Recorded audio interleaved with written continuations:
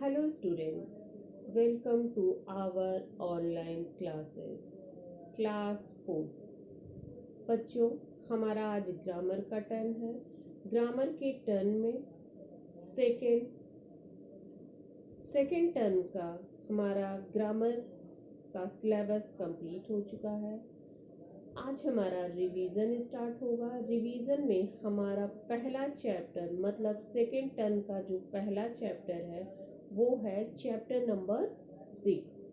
Chapter number 6 है आपका वचन। ठीक, तो वचन वचन शब्द के आते ही दिमाग में आता है कि वचन किसे कहते हैं।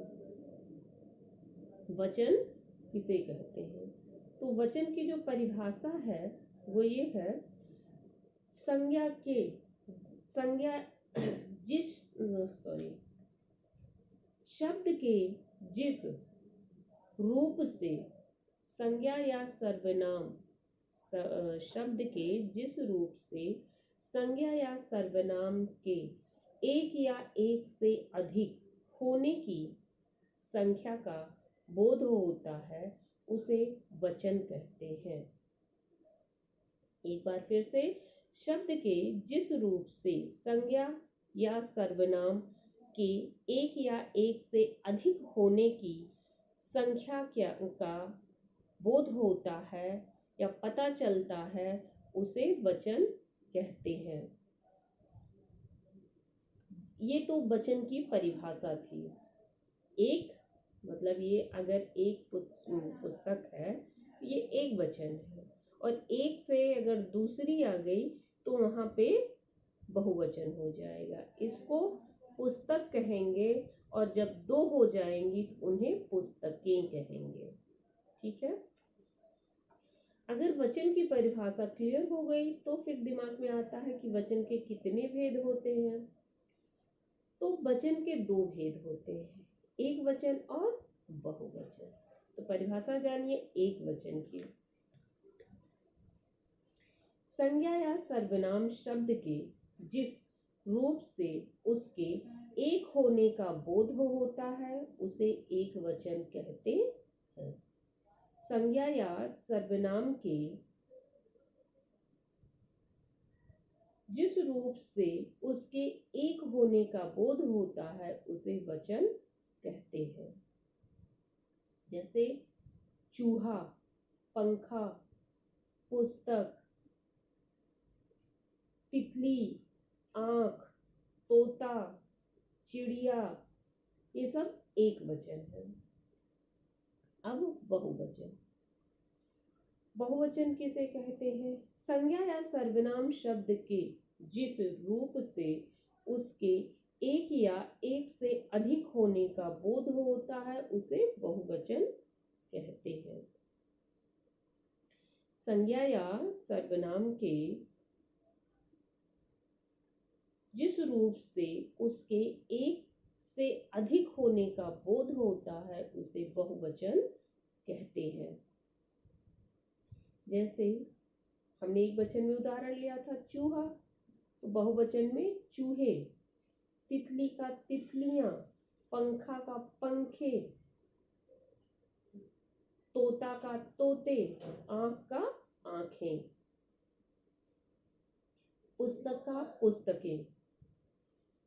अब आगे है, पुल्लिंग शब्दों के अंत में आए आ को ए में बदलकर बहुवचन बनाए।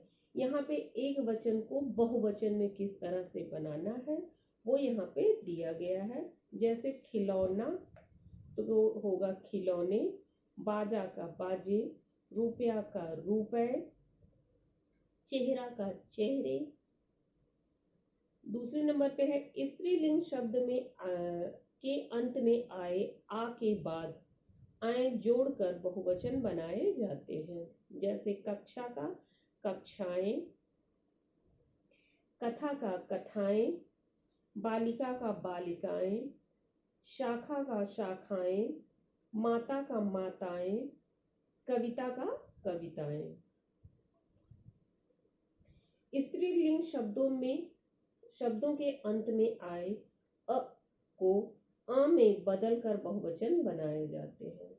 जैसे दुकान, दुकानें, दीवार, दीवारें, पलक, पलकें, याद, यादें, पुस्तक, पुस्तकें, बहन, बहनें, किरण, किरणें।